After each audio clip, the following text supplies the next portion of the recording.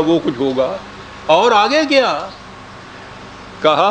وَلَدَيْنَا مزید، ہمارے ہاں اس سے بھی زیادہ ہے ان کے لیے، اس سے بھی زیادہ. اللہ اکبر، کیا بات کر دی. دیتے ہیں بعد ظرف قضا خار دیکھ کر.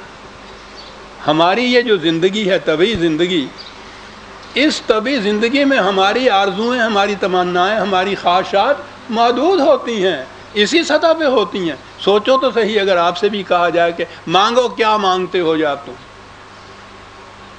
تو ہمارا مانگنا انہی حدود کے اندر ہوگا نا جو طبعی زندگی کی حدود ہیں. اس سے آگے تو ہم سوچ بھی نہیں سکتے. کہا تم جو چاہو گے، تم جو مانگو گے وہ ہوگا، وہ بہرحال تمہارے اس محدود پیمانے کے اوپر ہوگا، اور ہم تمہیں اس سے آگے لے جانا چاہتے ہیں، اس لیے ہمارے پاس اس سے بھی زیادہ ہوگا. بچے سے کہیے آپ کے بیٹا جو چاہتے ہو یہاں سے لے لو، تو اس میں سے وہ زیادہ سے زیادہ یہی ہے نا کہ وہ چھوٹا سا گگو گھوڑا نہیں لے گا، کوئی ہوائی جہاز کا کھلونا لے لے گا. وہ اس کے ذہن کی سطح، اس کی مانگ، اس کی طلب، اس کی خواہش، اس کی آرزو اس دائرے سے آگے جا نہیں سکتی.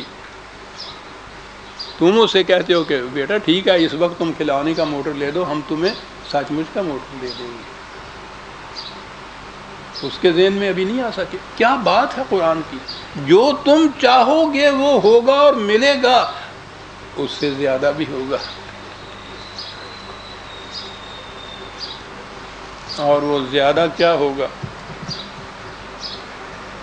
9/72. ایک ایک آیت ہی میں لے آتا ہوں، 20 آیت ہیں انہی مضامین کی قرآن کے اندر. تفصیل میں آپ دیکھنا ہو تو تبویب القرآن میں دیکھ لیجئے، جہاں میں نے تمام آیات کٹھی کی ہوئی ہیں. یہاں جو چیز کہی گئی ہے بڑی عجیب.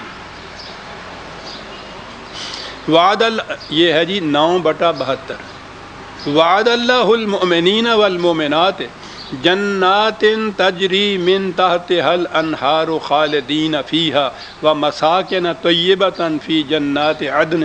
یہ تو جنت کی بات ہو گئی کہ یہ ملے گا. وہاں بھی یہ کچھ تھا، اور آگے جو تھا کہ اس سے زیادہ ہمارے پاس وہ کیا، وَرِضْوَانٌ مِّنَ اللَّهِ اکبر. اب یہاں ہمارے یہاں کہیں دیکھیے ترجمہ ہو جائے گا، خدا کی خوشنودی جو ہے وہ اس سے کہیں آگے ہے. گویا خدا خوش بھی ہوتا ہے، خدا ناراض بھی ہو جاتا ہے. یہ خوش ہو جانا، ناراض ہو جانا تو انسانوں کے جذبات ہیں. خدا غنی عن العالمین، خدا کی خوشنودی رضوان کے معنی اور ہوتے ہیں. اس کے معنی یہ ہیں کہ یہ ساری چیزیں جتنی بھی ہیں یہ تو اس زندگی اور اس سے متعلقات اور لزومات ہیں. اس سے آگے بڑی چیز اور ہے، اور وہ یہ ہے صفات خداوندی سے ہم آہنگ ہو جانا. رضوان کے معنی ہم آہنگی ہوتا ہے، اپنے اندر وہ صفات پیدا کرتے چلے جانا. بحد بشریت کی حد کے اندر صفات خداوندی کا اپنے اندر منعکس کرتے چلے جانا. اب اس سے پھر انسان کی خودی وہ زندگی جو آگے چلنی ہے وہ کس طرح جنت بدامہ بن جاتی ہے. ہم کیا سمجھیں اس کو. رضوان من اللہ، صفات خداوندی سے ہم تو وہ اس سے بھی وہ یہاں لفظ وہ اکبر آیا ہے، وہاں صرف مزید تھا. یہ تمام چیزیں جنت کی زندگی کی قرآن نے بتا دی سر. اب یہاں ایک سوال پیدا ہوتا ہے کہ مومن کو بھی تو کچھ احکام خداوندی ماننے ہوتے ہیں، وہ بھی تو ان کا پابند ہوتا ہے. تو جب وہ پابند ہو گیا تو پھر تو وہ آزادی نہ رہی. تو گویا آزادی سے ہمارا مفہوم تھا جسے مادر پدر آزادی ہوتی، جسے یہ پابندی کہتے ہیں، اس کا سمجھ لینا بڑا ضروری ہے. یہ پابندی کیا ہے؟ یہ پابندی کسی کی عائد کردہ نہیں ہے. پابندی اور پابندی میں فرق ہے. میں مثال دیا کرتا ہوں نا کہ آپ اپنی صحت کے لیے یہ قاعدہ بنا لیں کہ میں صبح اٹھ کے 3 میل سیر کیا کروں گا، پابندی ہے وقت کے ساتھ، اور ٹھیک اسی طرح سے آپ یہ کرتے رہیں. پابندی تو آپ کے اوپر یہ ہے آپ کی آزادی کو اس نے سلب نہیں کیا، آپ نے تو خود یہ پابندی اپنے اوپر عائد کی ہے۔ جو خود عائد کردہ پابندی ہو وہ پابندی نہیں کہلاتی، وہ تو آزادی کا مظہر ہوتی ہے۔ قرآن کی طرف آئیے، اس پابندی کا ذکر کس طرح سے کیا جا رہا ہے۔ بیمار ہے، وہ علاج کا سوچتا ہے، اس کے لیے وہ اپنے اختیار و ارادے سے طے کرتا ہے کہ ایلوپیتھک علاج کراؤں گا، طے کر لیا، پابندی عائد کر لی، باقی ایلیمینیٹ کر دیے طریقے، فلاں ڈاکٹر جو ہیں اس کا علاج کراؤں گا۔ اب ان ڈاکٹر کی دوائیاں، ہدایات، ڈائریکشنز ساری کی ساری اس کے اوپر پابندیاں عائد ہوئی ہیں۔ یہ پابندیاں اس کو محکوم نہیں بنا رہی کسی کی، یہ تو اپنے چوائس کی پابندی ہے۔ قرآن میں جو پابندیاں ہیں، پہلی پابندی آپ کے نزدیک یہ ہے نا کہ وہ ایمان لائے، کفر کو چھوڑے۔ اس ایمان کے متعلق کیا ہے؟ 18/29 حوالے لکھتے جائیے، بڑے اہم ہیں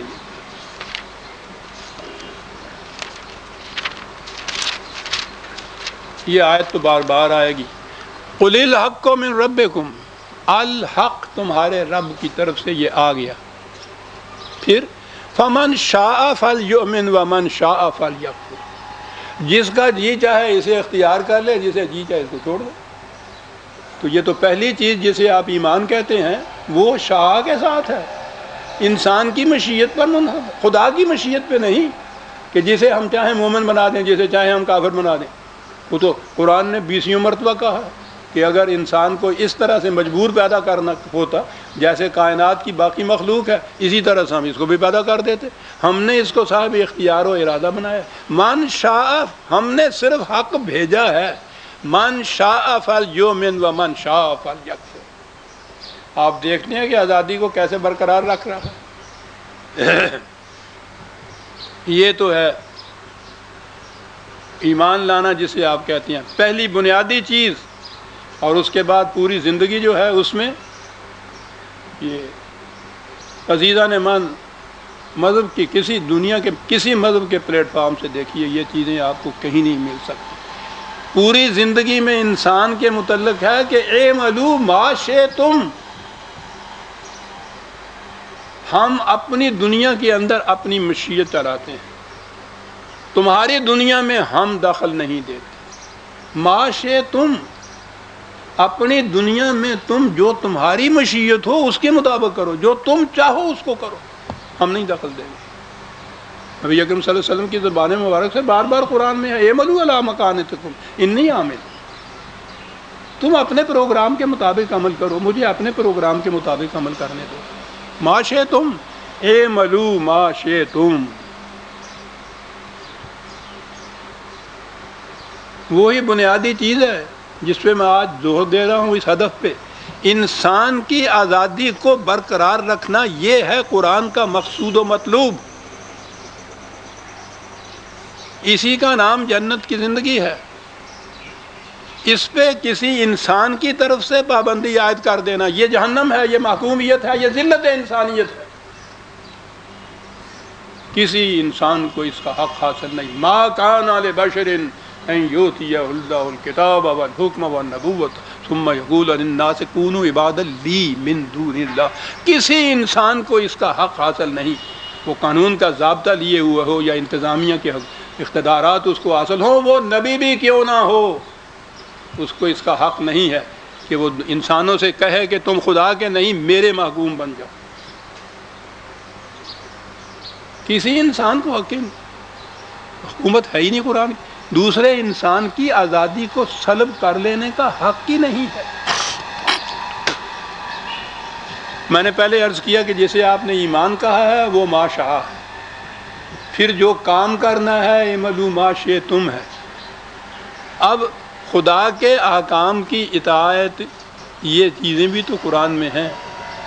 اس کے اندر جیسا میں نے ابھی عرض کیا ہے، وہ ڈاکٹر کی ہدایت پہ عمل کرنا ہے، وہ محکومیت اور مجبوری نہیں ہے۔ تم نے خود اس کو اپنا ڈاکٹر چوز کیا، خود تم نے اپنی اپنے چوائس سے اس کی دوائیوں کو اپنے لیے بہتر سمجھا، اس کی ہدایات جو ہے اس پہ عمل کرتے ہو۔